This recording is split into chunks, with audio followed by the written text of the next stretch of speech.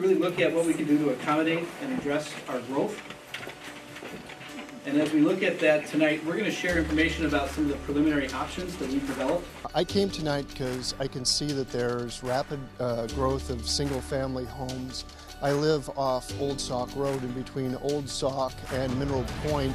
You can see people still pouring cement in February, and on the board that advertises this subdivision financed by one of the local banks, it says, and featuring Middleton School District. I mean, we are a destination school district in Dane County. That we're very fortunate to be one, but unfortunately that also means growth, and we need to plan for that so all kids have places to learn and space to thrive.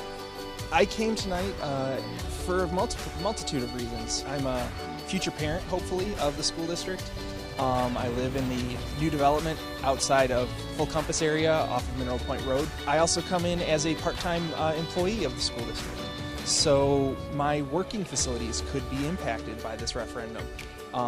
Hopefully for the better, of course, and hopefully for, again, future students, future parent, all of that kind of stuff. So that's the reason why I'm here tonight.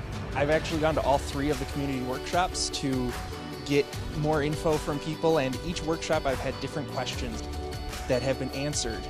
So it's been extremely helpful to have these workshops.